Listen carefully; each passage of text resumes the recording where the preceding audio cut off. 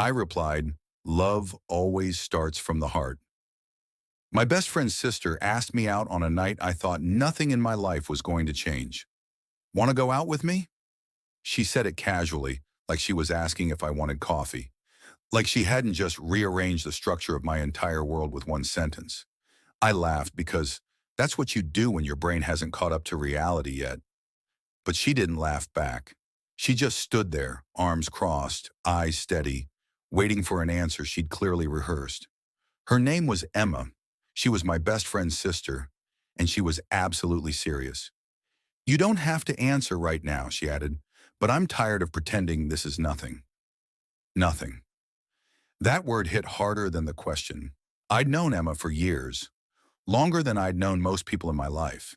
She'd been a background presence at barbecues, late-night drives, birthdays, and hospital waiting rooms. Always there, always close, always off limits. At least that's what I told myself. "Emma," I said carefully, "you know this could get complicated." She tilted her head. "Everything worth doing is." That was Emma, direct, honest, brave in a way that made you uncomfortable if you weren't. I should have said no right there. I should have protected the fragile balance I'd built with her brother, my best friend Liam. I should have walked away. Instead, I said, "Why now?" Her shoulders dropped, just a little, like she'd been holding them up too long. "Because I'm tired of living from the outside," she said. "And because every time I see you walk away, it feels like I'm choosing fear over honesty." I swallowed. This wasn't a crushed confession. This was something deeper. We sat down on the back steps of the house, the same steps where I'd once helped her patch up a scraped knee when we were younger, the same place she'd cried quietly after a bad breakup, pretending she wasn't crying at all. "I don't expect anything," she said. "I just want one date, one honest chance." I stared at the ground. My heart was racing, but not in the way I expected. "You deserve someone who can show up fully," I said. "Someone uncomplicated." Emma smiled sadly. "I don't believe in uncomplicated anymore." I finally looked at her. She looked different than she used to. Not physically, though she was beautiful in that quiet, unforced way, but emotionally, like someone who'd been through something and survived it without becoming bitter. "What changed?" I asked. She hesitated, then said, "I stopped waiting for permission to want things." That did it. I exhaled slowly. "Okay," I said. Her eyes widened. "Okay?" "One date," I said. "But I need you to understand something." She nodded. "Say it." "I don't fall fast," I said, "and I don't fall lightly." Emma didn't flinch. "Good," she said. "Neither do I." The date was nothing dramatic, no fancy restaurant, no candles or rehearsed lines. We walked. That was it. Just walking through the city, talking like two people who already knew each other, but were seeing new edges for the first time. She told me about her job, the pressure she felt to always be the strong one in her family. I told her about how I'd learned to disappear emotionally without realizing it. At one point she said, "You hide when you care too much." I stopped walking. "How do you know that?" She shrugged. "Because I do the opposite."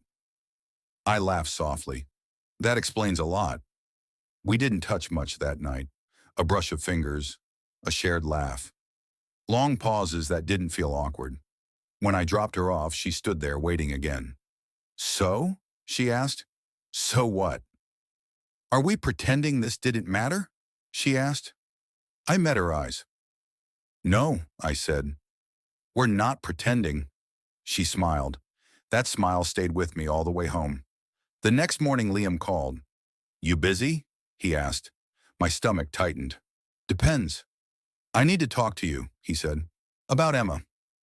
There it was. I drove over, expecting anger, accusations, maybe even the end of a friendship that had survived years of mistakes and forgiveness. Instead, Liam looked tired. "She told me," he said, "before you even left." I blinked. "She did?" "She didn't want secrets," he said. "She said if this was going to happen, it needed to be clean." I nodded slowly. "I didn't plan." "I know," he cut in. "If you had, this conversation would be very different." He leaned back. I just need to know one thing. What? Are you going to hurt her? The question wasn't aggressive. It was protective. I took a breath. No, I said, but I can't promise I won't mess up. Liam studied me, then nodded. That's the most honest answer you could have given. He paused. If you're going to do this, do it right. I will, I said. That night, Emma texted me. Thank you for not running. I stared at my phone for a long time before replying. Love always starts from the heart. I didn't know why I typed that. It just felt true. Over the next few weeks, something shifted between us. Not explosively. Gradually, we learned new rhythms, how she needed reassurance without feeling smothered, how I needed space without disappearing. She challenged me, gently but firmly. One night she said, "You don't have to earn love by being useful." That sentence hit a place I didn't realize was still open. Another night, I watched her sit silently on my couch, staring at nothing. When I asked what was wrong, she said, "I'm scared." Of what? Of losing this, she said, because it feels real. I reached for her hand. Then let's protect it by being honest, I said. She squeezed my fingers.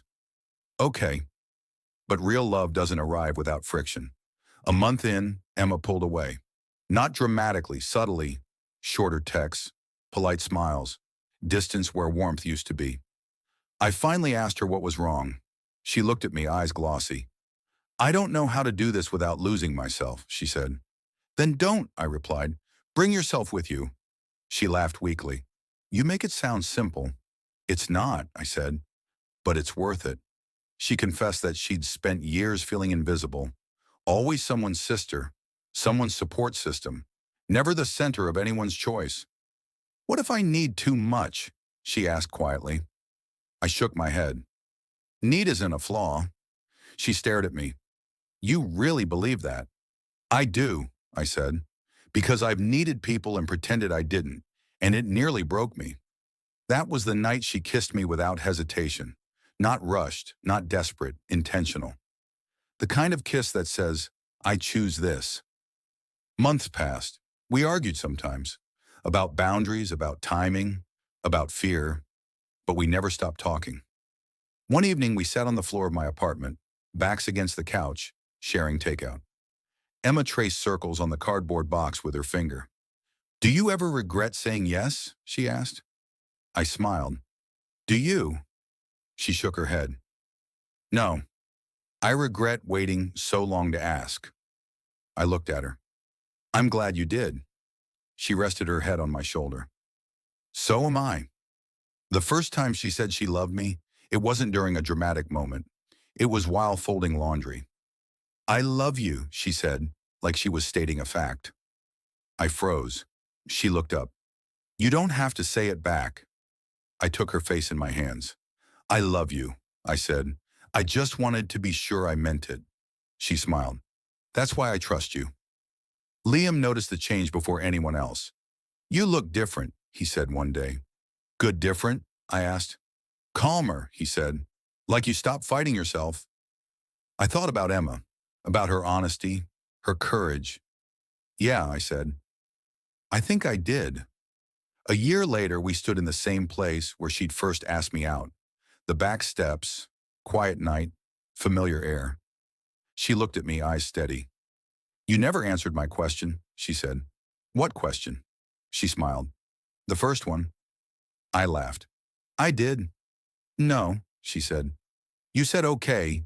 You never told me why. I took a breath. Because love doesn't start with permission, I said. It starts from the heart, and mine already knew. She stepped closer. I'm glad it did. So was I. The truth was, loving Emma didn't make life simpler. It made it clearer. Clarity has a cost. There were days when the weight of expectations pressed in from every side. Friends who noticed the shift and asked too many questions. Family dinners where glances lingered just a second longer than they used to. Moments when Emma hesitated before reaching for my hand in public. Not out of shame, but out of awareness. One night, as we lay awake in the dark, she said, Do you ever feel like we're walking on a line that could snap? Yes, I admitted, but I also feel like it's a line worth balancing on. She turned toward me, her face barely visible. I'm scared that one day you'll wake up and decide this is too much. I didn't answer right away. Not because I didn't know, but because I wanted the words to land where they mattered. Love doesn't get heavy because it's wrong, I said. It gets heavy because it's real. She was quiet for a long time. Then she whispered, no one's ever stayed long enough to let it get heavy. I rolled onto my side and faced her. Then let me be the first. That didn't erase her fear. It didn't erase mine either. But it gave both of us something stronger than certainty. Commitment. The next real test came when life stopped being theoretical. Emma was offered a job in another city. Not far, but far enough to force a decision neither of us had rushed into yet. She brought it up carefully, like she was handling glass. I don't want you to feel trapped, she said. I worked hard for this. I know, I replied. And I'm proud of you. But, she asked, but we need to talk about what this means, I said honestly. That conversation lasted hours. No raised voices, no ultimatums, just two people laying everything on the table instead of hiding behind fear. In the end, she didn't choose the job or me. She chose us. Not because I asked, not because she felt guilty, but because she wanted a future that didn't require shrinking any part of herself. Months later, standing in my kitchen on a quiet Sunday morning, she said something that finally put everything into words. You know why I asked you out first? She said. I shook my head. Because I knew if I waited, I'd talk myself out of it, she said. And I was done letting fear make decisions for me. I smiled. That night, I almost said no. She laughed softly. I know. You do? Yeah, she said. But you didn't. And that mattered. It did matter. Not because it was brave, but because it was honest. Love didn't explode into our lives. It settled into them. Quietly, steadily, with intention. And one evening, long after the fear had lost its sharp edges, Emma looked at me and said, I think the heart always knows first. I smiled, remembering the words I'd sent her that night. Yeah, I said, it does.